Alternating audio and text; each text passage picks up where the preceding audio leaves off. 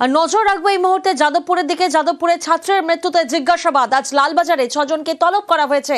উদ্ধারকারীদের তলব কলকাতা পুলিশের। অমিত প্রতিনিধি আমাদের সঙ্গে রয়েছেন। অমিত, তদন্তের গতি প্রকৃতি কোন দিকে?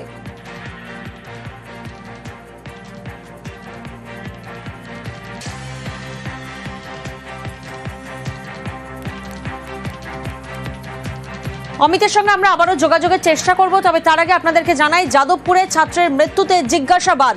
আজ লালবাজারে 6 জনকে তলব করা হয়েছে।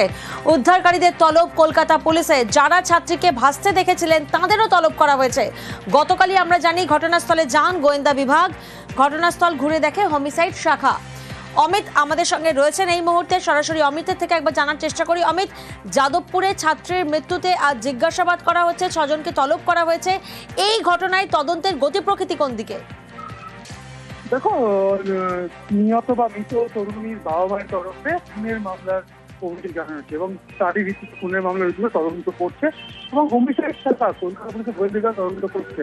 এবং আজকে 6 জনকে ডেকে পাঠানো হয়েছে লালবাজারে এবং লালবাজার সূত্রে যেটা জানা যাচ্ছে, যারা ওই তরুণীকে জলে পড়ে থাকতে দেখেছিলেন এবং উদ্ধার করেছিলেন যিনি, সব মিলিয়ে 6 জনকে তাদের ডাকা হয়েছে। এবং এর আগে যখন যাদবপুর থানা তদন্ত করছিল, 6 জনের বয়ান বা স্টেটমেন্ট কিন্তু রেকর্ড করা হয়েছিল। কিভাবে পড়েছিলেন তরুণী, কি অবস্থা তারা দেখেছিলেন, কখন দেখেছিলেন, এই বিষয়গুলো যেমন থানার জিজ্ঞাসাবাদে উঠে স্টেটমেন্ট রেকর্ড করা হয়েছে। এবার লালবাজারের হোমিসাইড শাখা যেটা এই মুহূর্তে তদন্তভার হাতে নিয়েছে, তারা তদন্ত গতকাল থেকে শুরু করেছে অফিসিয়ালি। সেক্ষেত্রে গতকাল তারা স্পট ভিজিট করেছেন, এরিয়া ম্যাপিং করেছেন, স্কেচ করা হয়েছে ঘটনাস্থলে।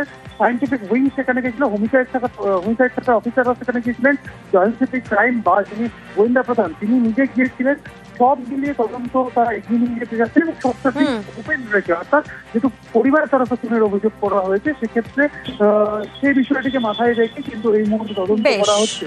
সেক্ষেত্রে কারা দেখেছিলেন তাদেরকে ডাকা হয়েছে এবং দেখে তাদের স্টেটমেন্ট রেকর্ড করতে চাইছে লালবাজার। একেবারে ধন্যবাদ।